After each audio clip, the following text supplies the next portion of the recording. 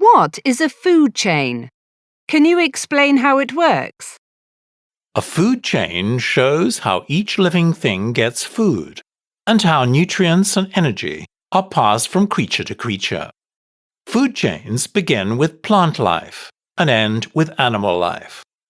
Some animals eat plants, while others hunt, prey on other animals to survive.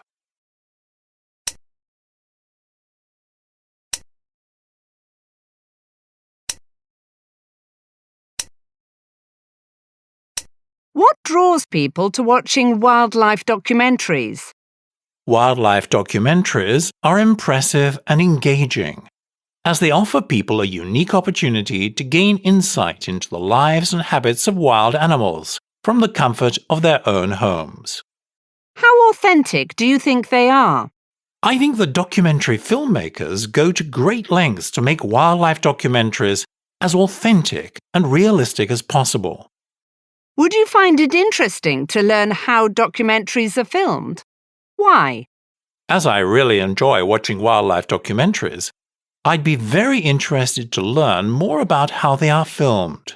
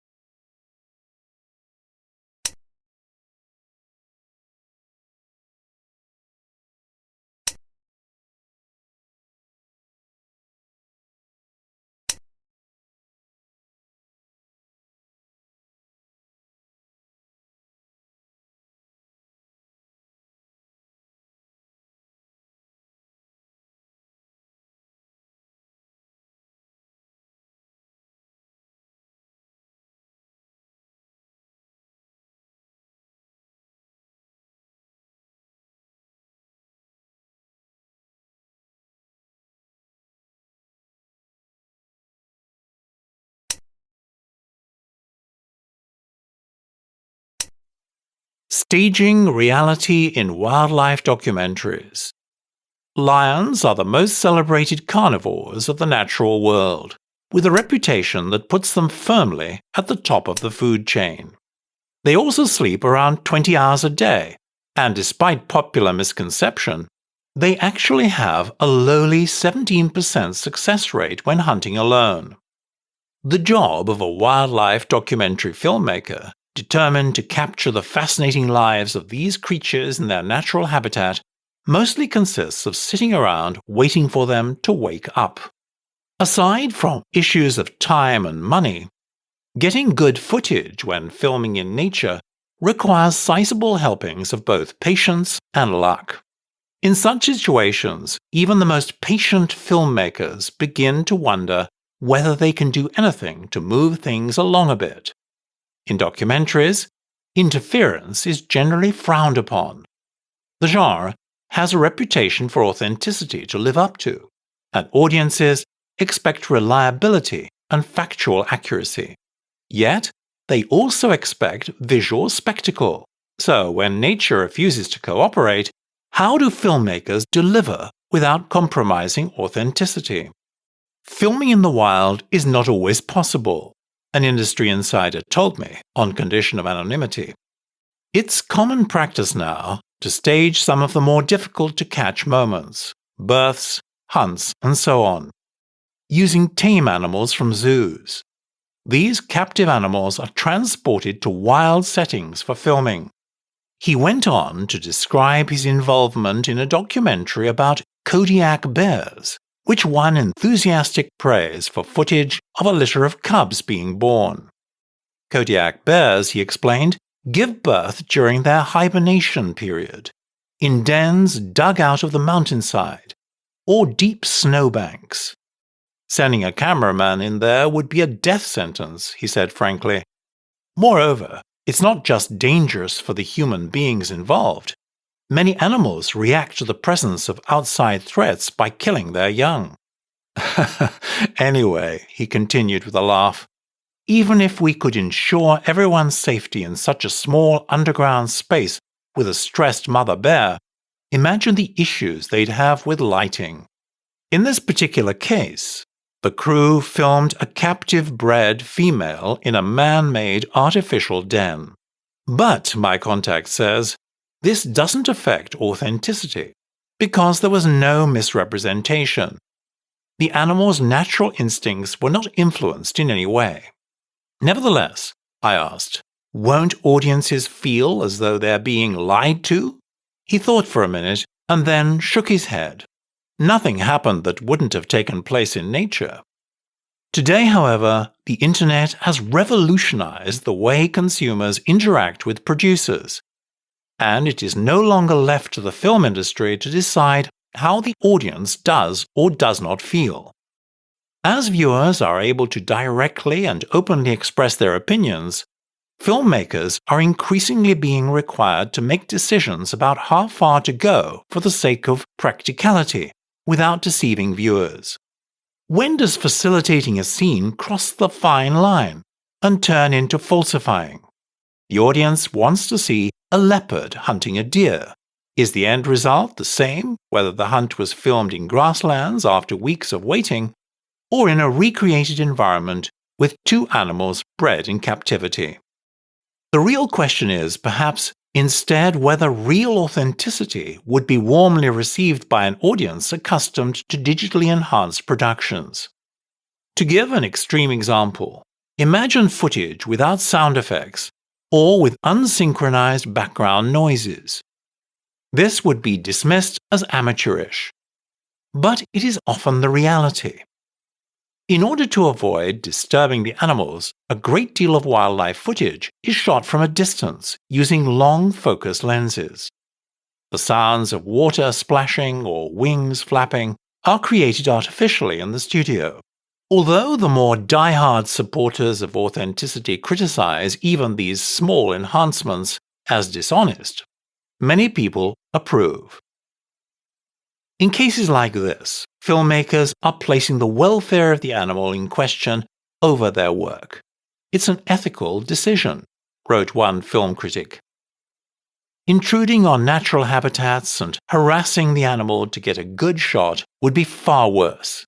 So, if simulated audio is a deception, it's for a good cause, and a way of compromising with the fact that most people would have little interest in watching the unedited raw documentary. This is really what it all boils down to. Like any other part of the film industry, the pursuit of viewer ratings determines what is acceptable during filming. Audiences demand visual entertainment, and filmmakers are under pressure to deliver fast-paced, dramatic, and often bloody action by whatever means. This, unfortunately, is often seen as justification for greater levels of human interference, as filmmakers try to make creatures conform to audience demands, regardless of whether these are true to their nature. Practices such as inducing predators into feeding frenzies or provoking otherwise docile animals into attacking may attract viewers, but they also call into question one of the basic principles of the genre: accuracy. My industry contact frowned when I asked him about documentaries that focus only on the gory side of nature. "It's a misrepresentation," he said finally. Yes, nature has violent moments, but focusing only on these is a type of lying. It creates an impression based on what is actually a very small part of these animals' lives. He actually believes that the industry should acknowledge all human interventions, no matter how small, by displaying statements informing audiences that certain scenes were staged or that the animal shown was raised in a zoo. But he realizes this is something which is unlikely to happen. Too many filmmakers would view these as ruinous to the atmosphere of their films. While he does understand their point of view in this matter, he is critical of any filmmakers who play around with the truth. "Nature is remarkable enough as it is," he said. "It's sometimes necessary to interfere to make it possible to show some of these extraordinary things on camera. But we shouldn't need to misrepresent animals or lead them into unnatural behavior."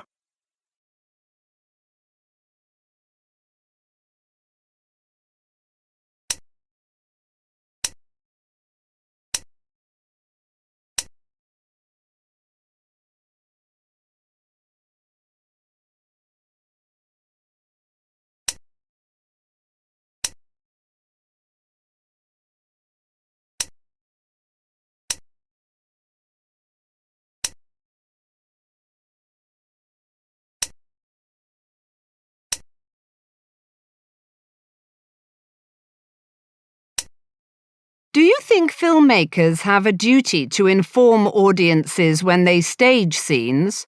Why? Ethically speaking, I believe that yes, they do. The audience should have all the facts. Viewers assume that documentary footage is authentic, and this means that they assume that they are watching animals in the wild. So, the way I see it, if this isn't the case, and if this isn't revealed to the audience, there is some deception going on. I think that being honest can also work to the director's benefit. Many viewers may not have a problem with staging, but will respond negatively if information is hidden and revealed later. Staying quiet about the fact that a scene is staged is likely to make people think that there is something wrong with it, simply because it is being hidden. Why not? Personally, I don't think it's necessary. The question to ask is, why do we watch documentaries? As far as I'm concerned, there are two answers to this: to learn things, and for the enjoyment of watching beautiful footage of something that we would not usually be able to see. Whether the scene is staged or not, both of these purposes are still met. Telling me would be a distraction, and I'm more interested in the finished result than the filming methods. Would knowing that a scene was staged affect the way you view a documentary?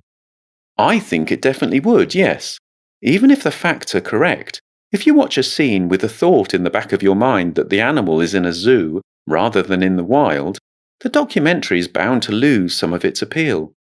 That's not to say that I would consider the information false or less reliable, but it would certainly change my viewing experience.